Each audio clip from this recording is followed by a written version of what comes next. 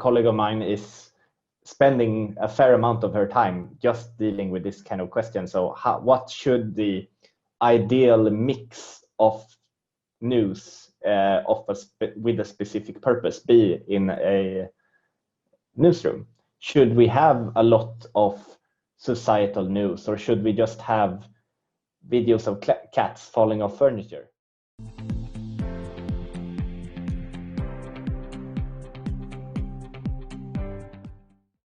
Hello, everybody. Welcome to our latest episode of our podcast on personalization.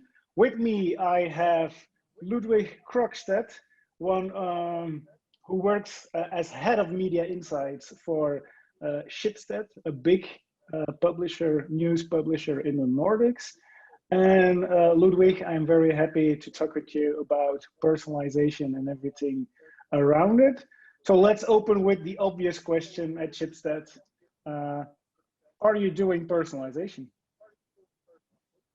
Yes, we are doing personalization right now. Okay, can you explain a little bit what, let's say, what are the most important ways in which you do personalization?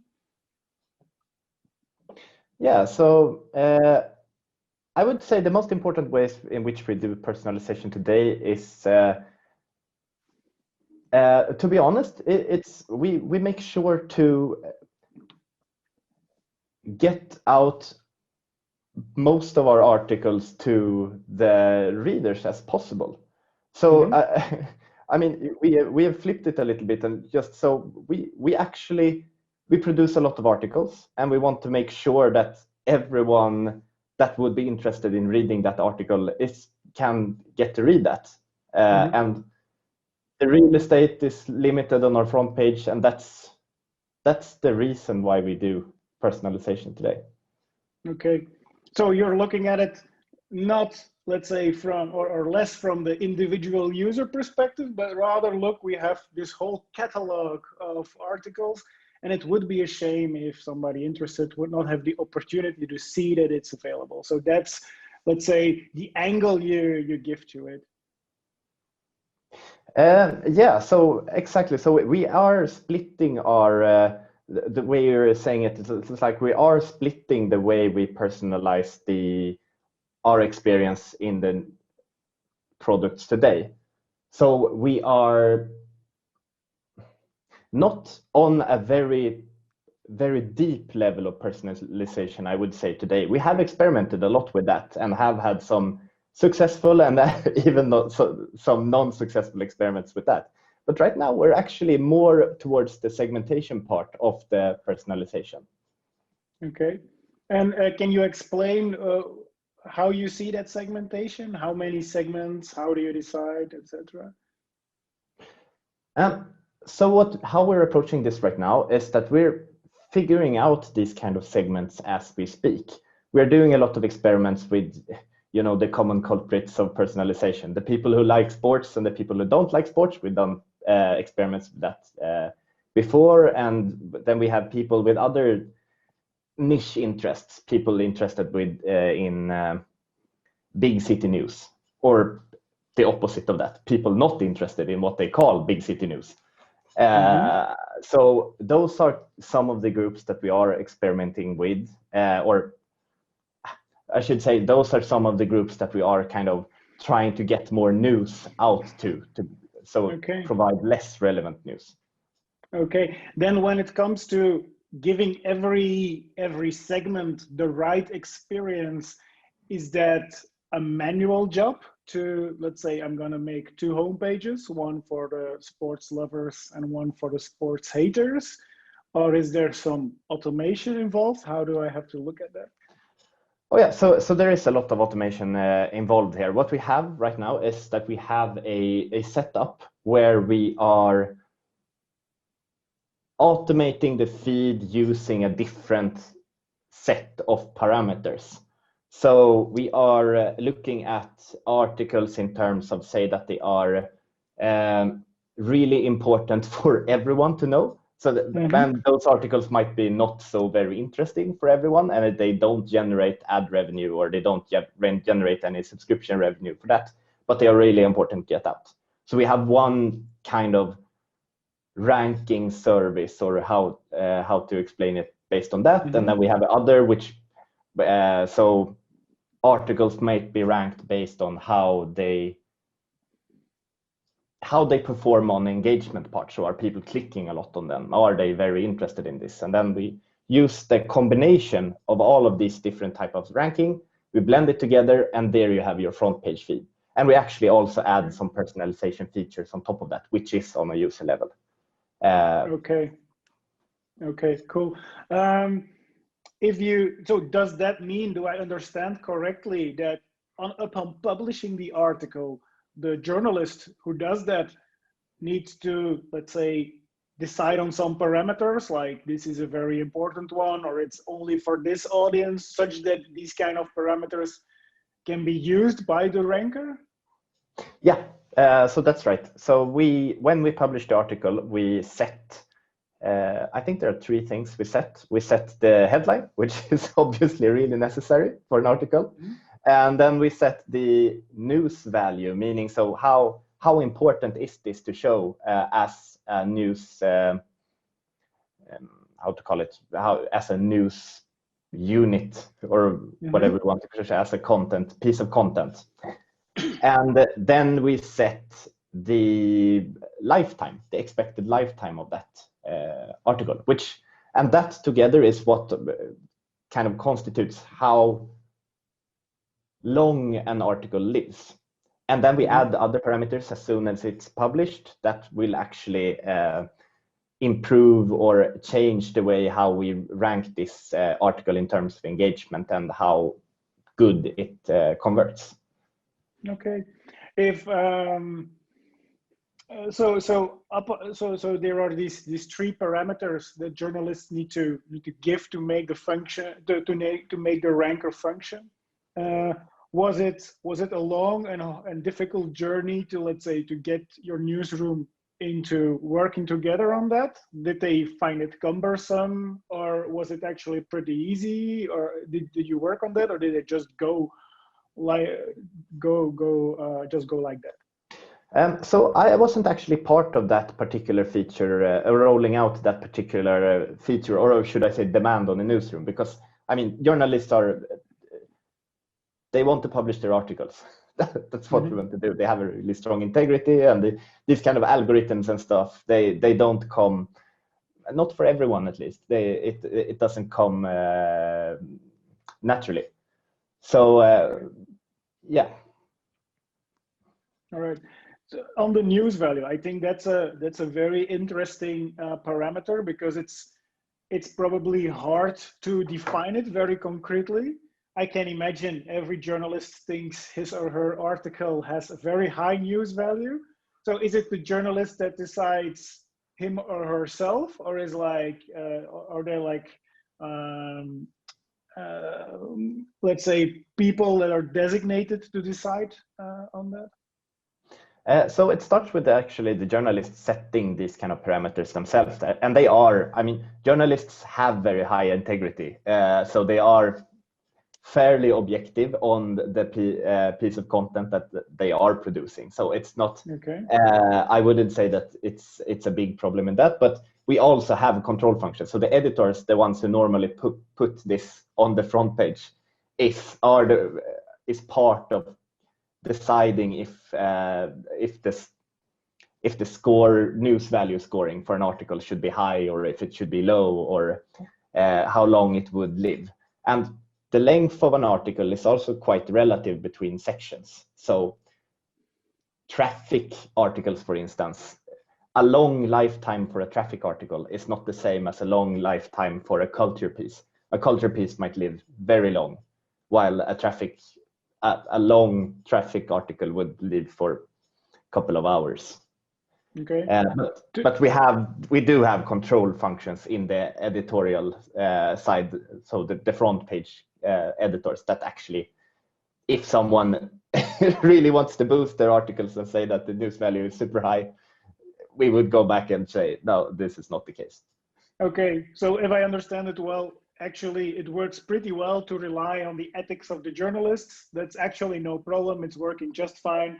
However, you always have the homepage editors to, let's say, to keep an eye and to make sure that the balance is always stays correct.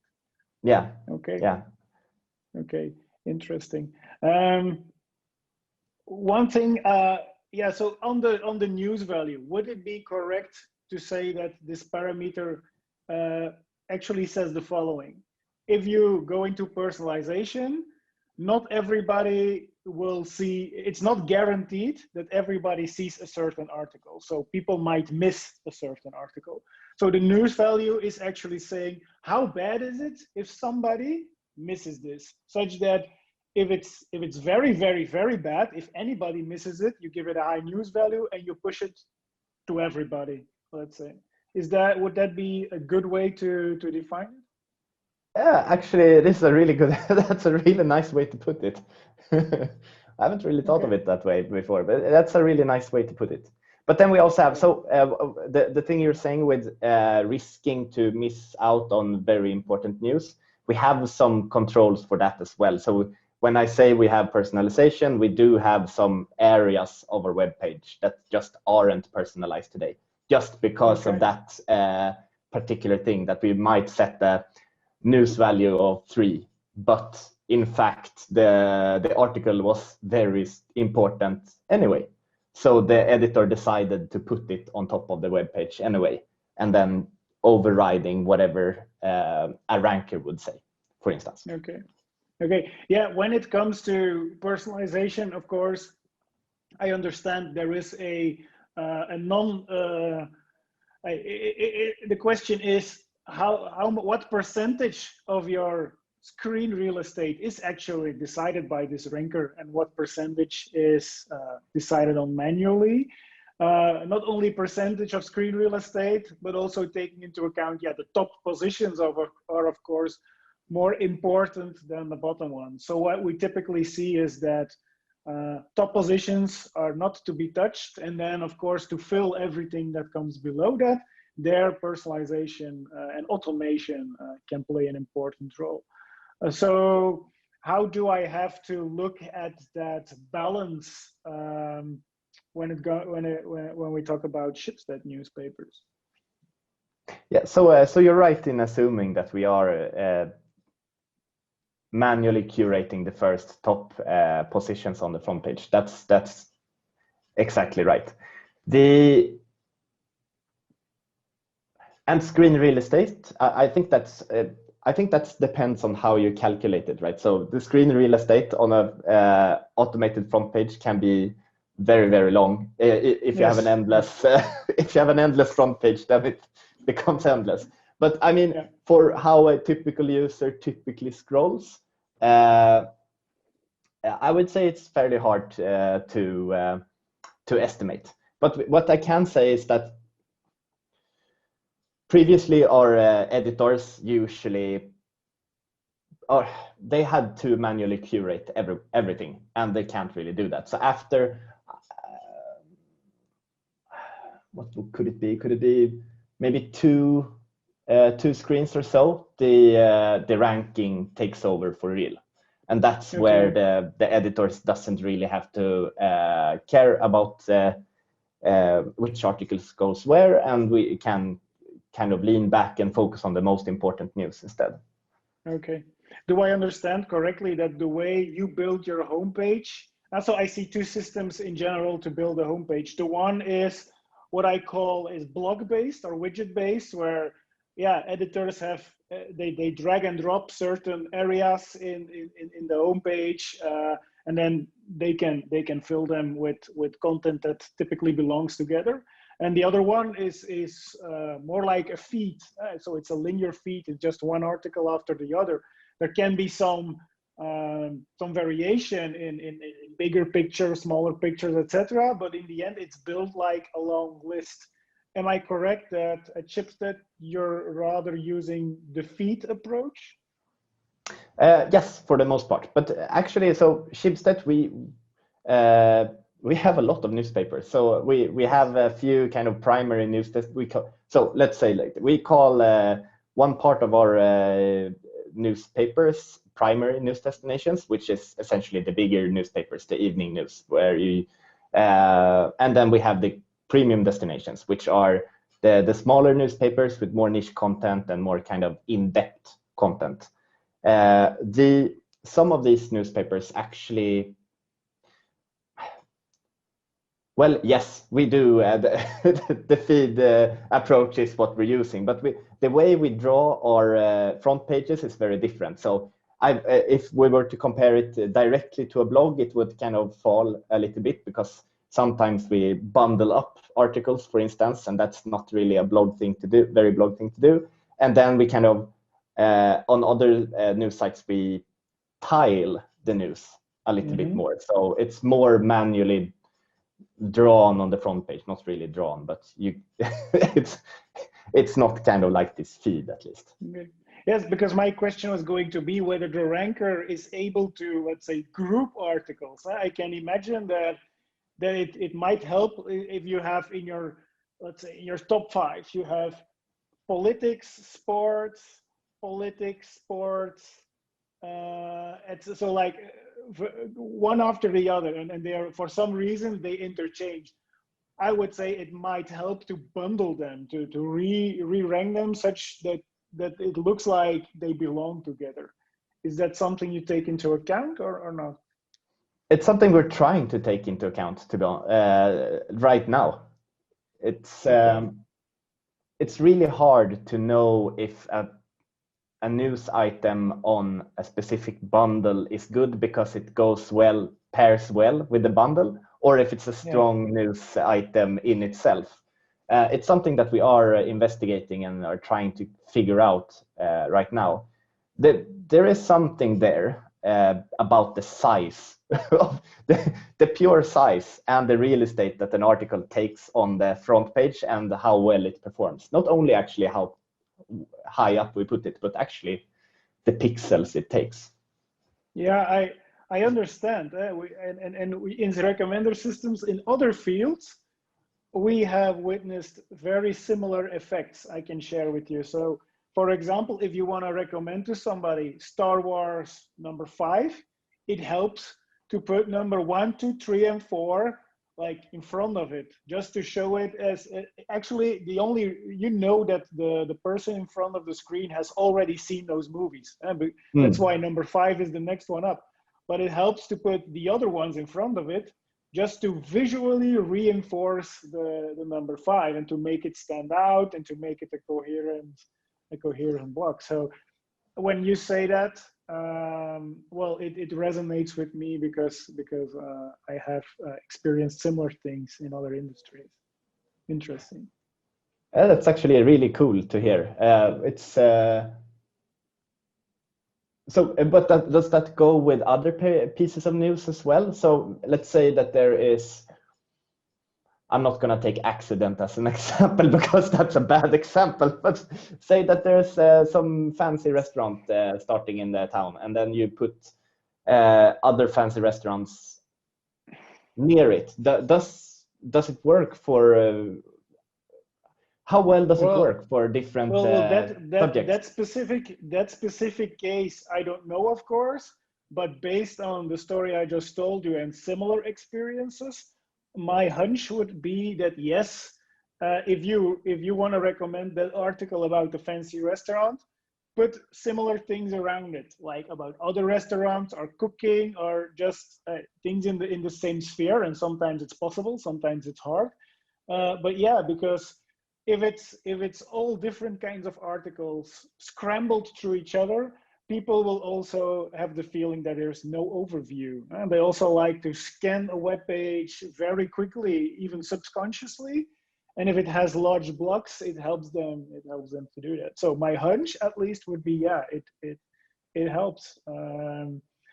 For example, if you have a top story about Trump, if you put Trump right under it and also next to it, and his face is there 4 times, they will notice that it's about Trump. So I believe it helps. Yeah, so it's kind of similar to how you would set out a how you would when you're locating a new convenience store, for instance. it always helps to put convenience store in near proximity to each other, because they will boost each other in that sense. So it's kind of the same thing with articles. It's really cool to hear. I didn't look at it like that, but yes, you're right. It's that's the place where you go for that. So I believe it's a similar effect. I also think that when it comes to recommender systems, these kinds of psychological things are undervalued and not taken into account so much. One example of it is there are a lot of let's say researchers using, and also in industry, using an A/B testing technique called interleaving. So they have two systems, and then they say, okay, we have on position 1, we have a recommendation of system 1, on position 2 of system 2, and they alternate. And they say, because of that, we can do way faster A/B testing. But if they do that, they are totally ignoring these kind of interdependencies, which are as far as I'm concerned, very important and make things very, very complex. Cool. So how would you approach that kind of problem? I'm just really interested.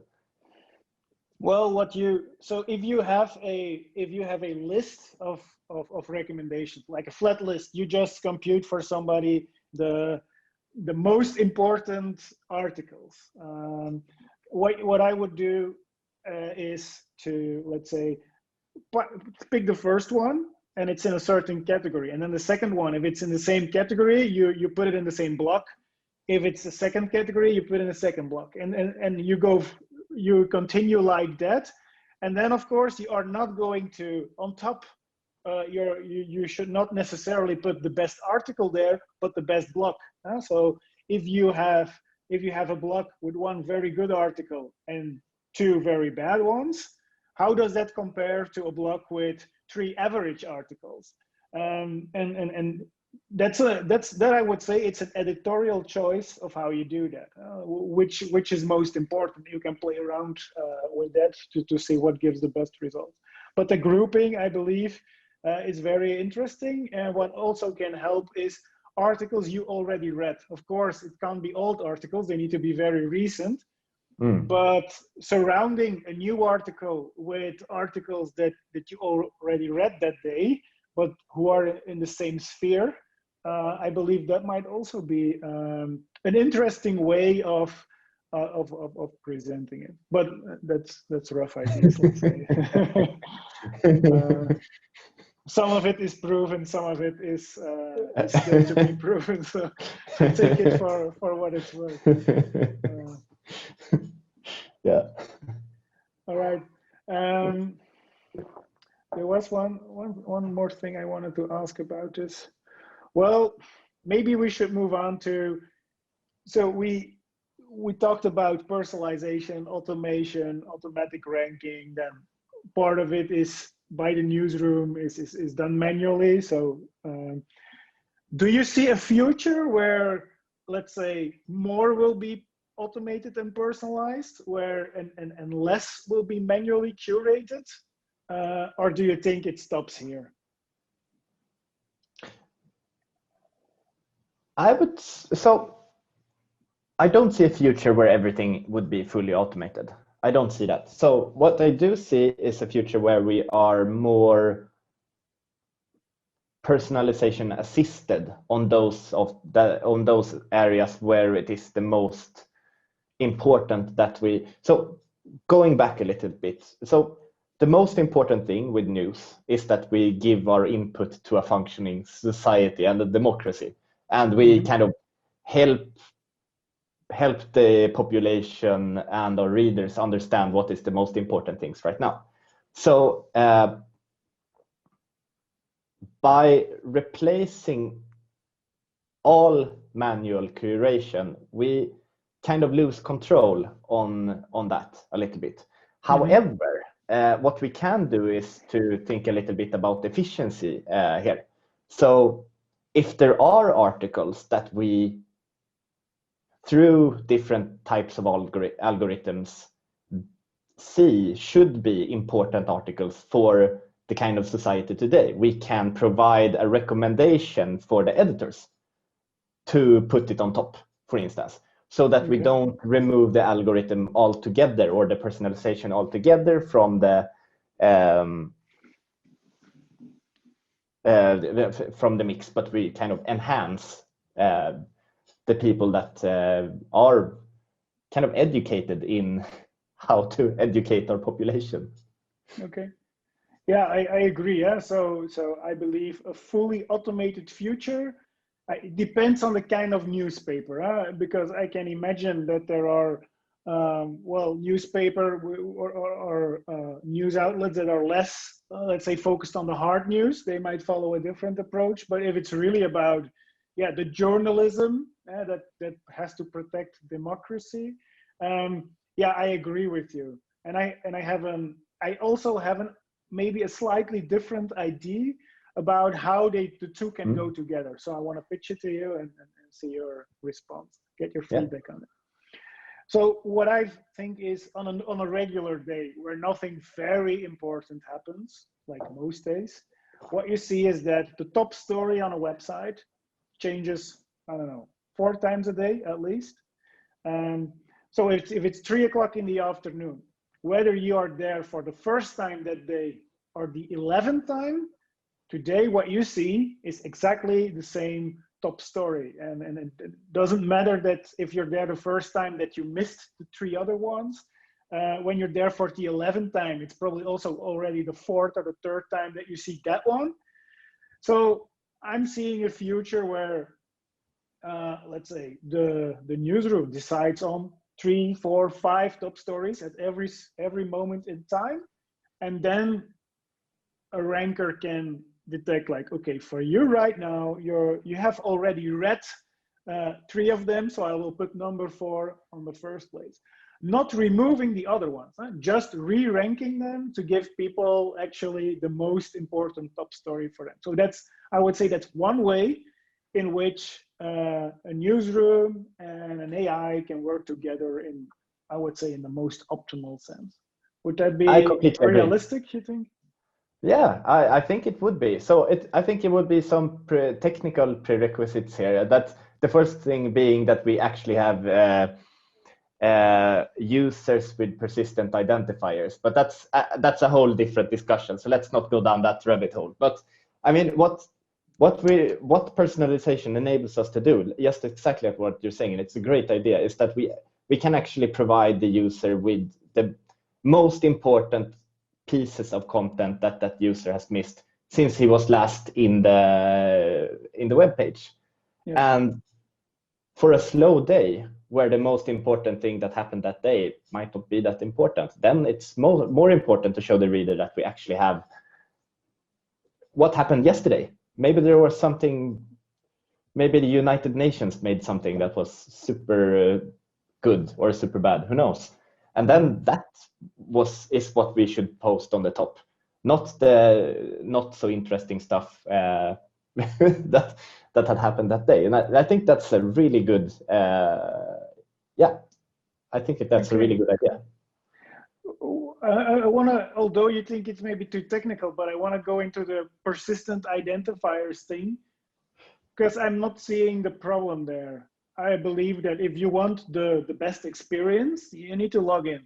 And that means that the newspaper will be able to provide you the most relevant articles over multiple devices, taking into account whatever you did already on those multiple devices. If you do not log in, I understand that there might be an issue with the fact that you already read it on your phone and not on your laptop, etc. But okay, that's your choice to, let's say, to sacrifice, because you don't want to log in, you sacrifice part of the relevance in the experience. Would you think that's a complete assessment, or am I overlooking something? No, I think that's a good assessment of the of what you're saying. So I think I'm a bit colored by the fact that we have two sets of this kind of two sets of newspapers in our company. One which is kind of more engagement driven, which is the primary news destinations where people, they go in and out fast, and then the motivation is not to log in here. while the other premium destinations are more, you have to buy the subscription, which means that you have to log in. So I think for this kind of premium destinations where people are typically logged in, then we would have the stable identifiers. But for the primary destinations where people are typically not logged in, then we would have a problem with exactly what you're referring to. So we would lose people, especially on certain platforms after a couple of days or hours. And that then we would say, here, we would have to alter the experience a little bit and not say, here's what you missed since last, because the reader would actually think, I have read this. This is not news to me. Yeah, that's. I also think that besides solving the technical part, I also think that there is a role to be played by copywriting the titles of all those things, and it's and the importance of it, I would say, is underestimated. If you say, here is what you missed, and you have stuff like that going on, like, hey, but I already read it on my other device, why are you saying this? That can be problematic. However, if you say, did you read this? Yes, I read it. So, but it's less suggestive, and I think that small things like that can make a lot of difference. It's stupid, because it's like changing a few words, but I do believe that it can make all the difference. That's true, and it also puts a lot of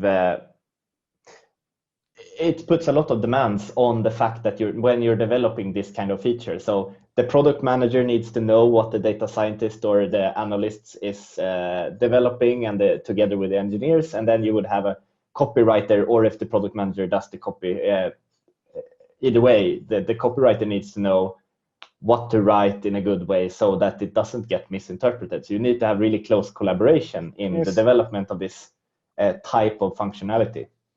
Yes, I agree. One other thing I would be happy to discuss is freshness and stability.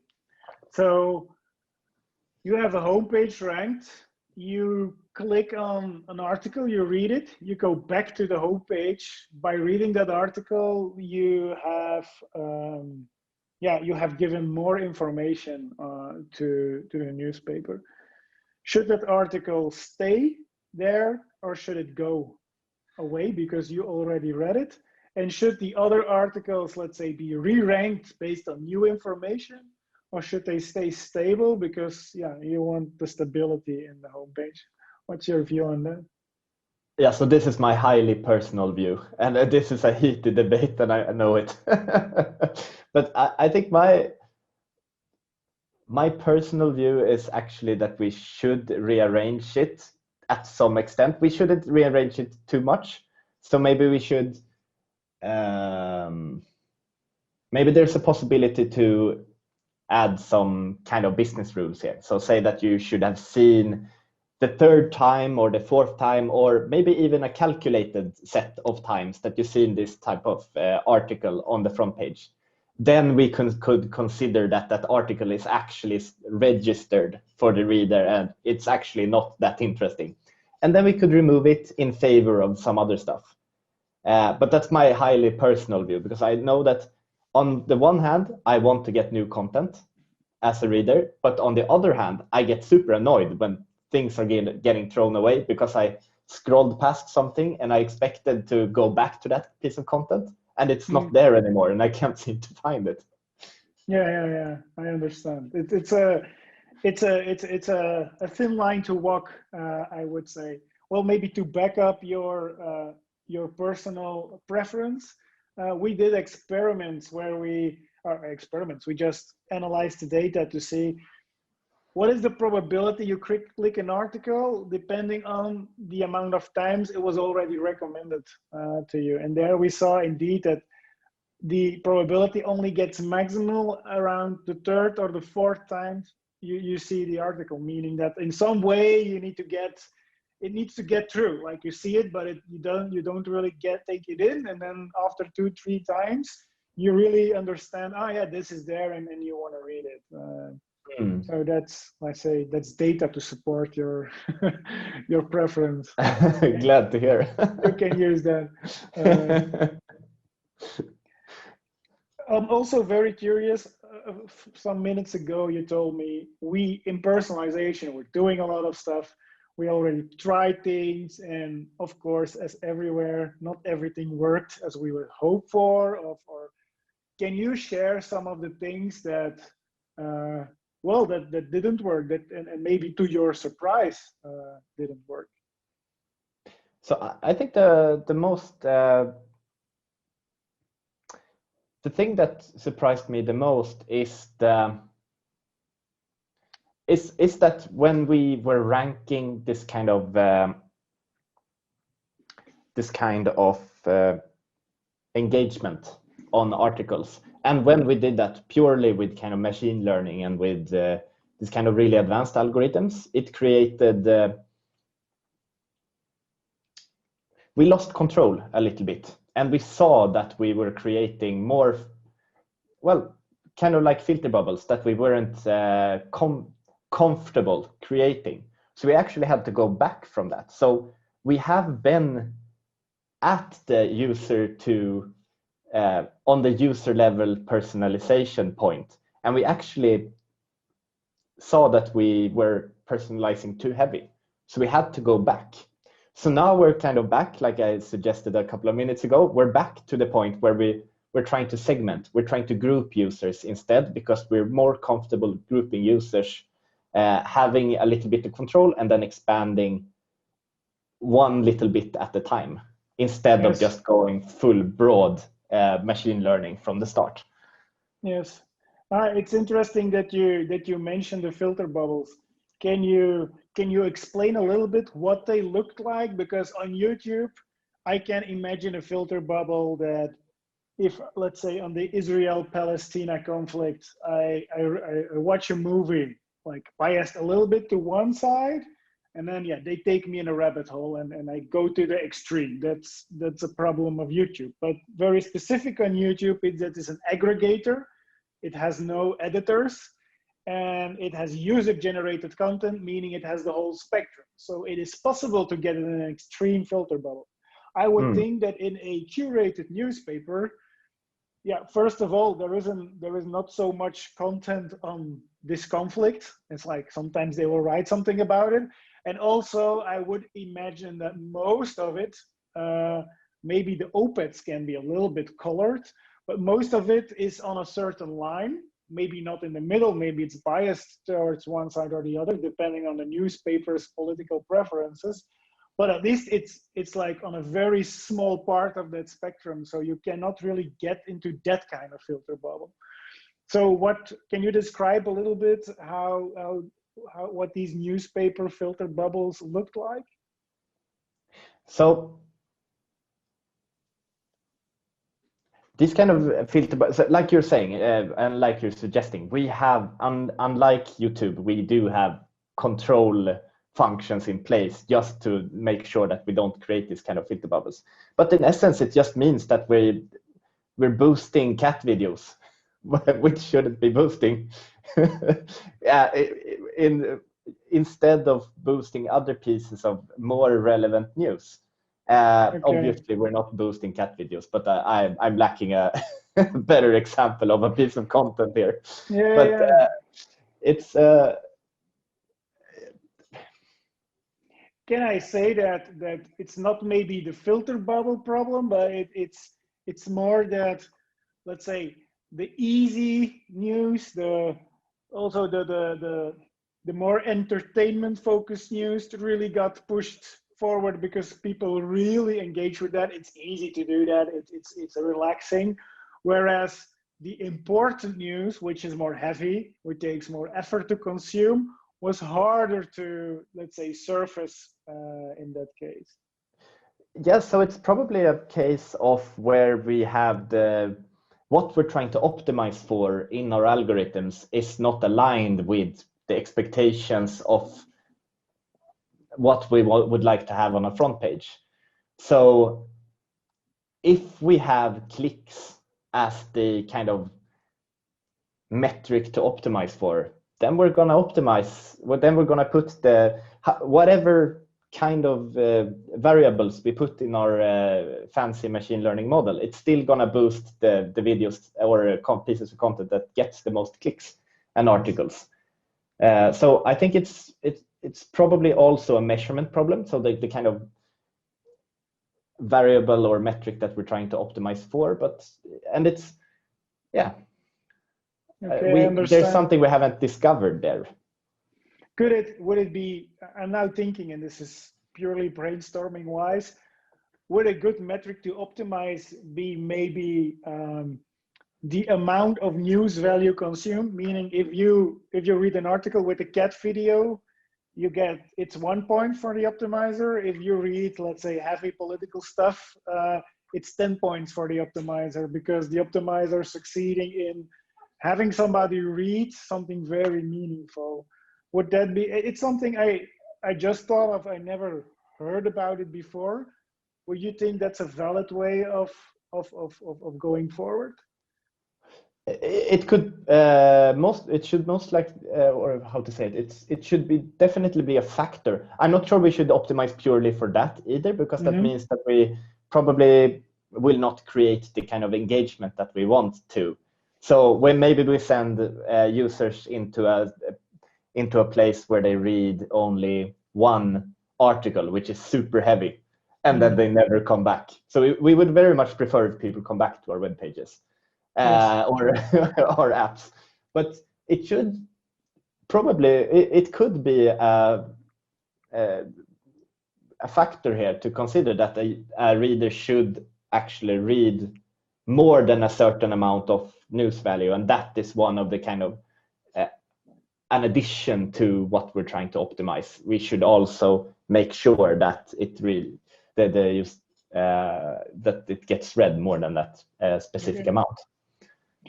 Getting back to filter bubble, do you have at this moment maybe rules in place that avoid showing? So if you have a very heavy sports reader, if you would ask that person, maybe she would say, "Look, I only want sports news." But of course, that's not, as a newspaper, something you want to do. So, do you have, let's say, rules in place that force diversity into the homepage, for example? Yeah, so that's what we have, the kind of third leg of our personalization. That's why we have the journalists and the editors actually manually curating some parts of our front pages. Okay. So it would be controlled through that. But then the funny thing about the sports personalization is that when we investigated sports, we saw that people who like sports aren't actually the people that want more sports. It's actually the opposite. So people that dislike sport, they become more engaged when we remove the sports from the front page. Okay, wait, can you explain that again? Because I don't understand. So you have people liking sports and disliking sports. Exactly. So you have, let's say you have three groups. You have kind of like the neutral group. They don't really care. Sports is there, and they don't really care. And then there is the group that is sports lovers.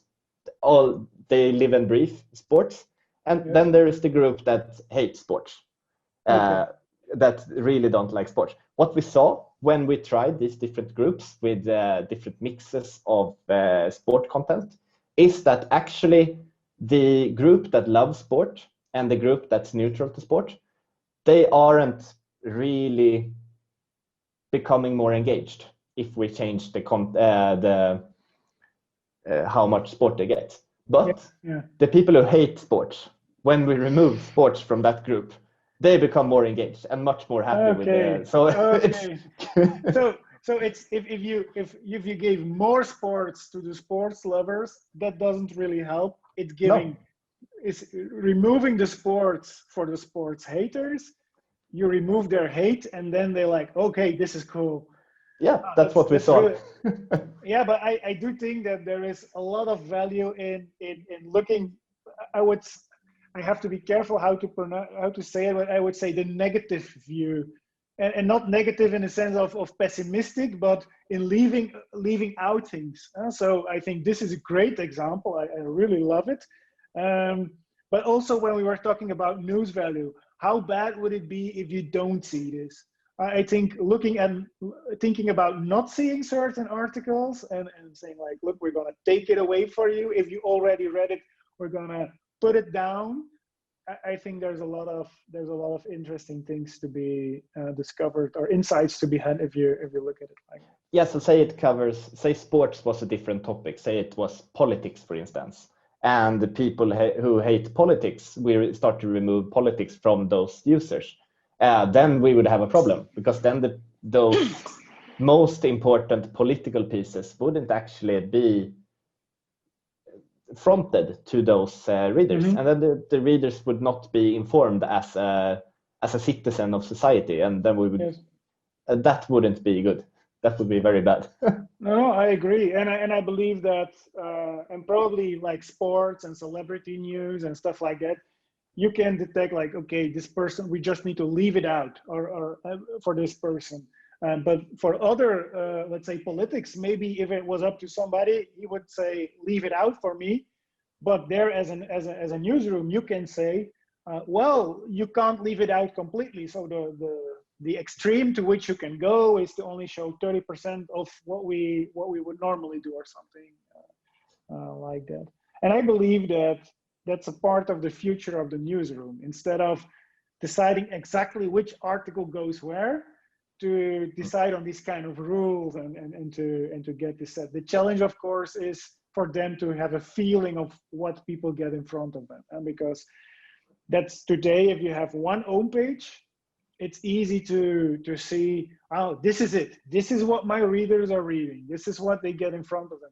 But as soon as you start personalizing, it's not that easy anymore, because everybody can see something else. Is there, at Schibsted, are you dealing with this in a certain way, or is it also for you a challenge that still needs to be solved? No, so we are dealing with this a colleague of mine is spending a fair amount of her time just dealing with this kind of question. So what should the ideal mix of news with a specific purpose be in a newsroom? Should we have a lot of societal news, or should we just have videos of cats falling off furniture? That's she spends a lot of time discussing these kind of different mixes of possible mixes of news. But then again, I mean, digitalization and automation has allowed us to kind of have this discussion on a more aggregated level. But I also think that we have always done it in a way. So even without personalization, we always have to think about the mix of our role contributing to society, and then our role of maybe entertainers in a way, so to keep people entertained and coming back and wanting more. So we have been doing it for a long time, even without algorithm.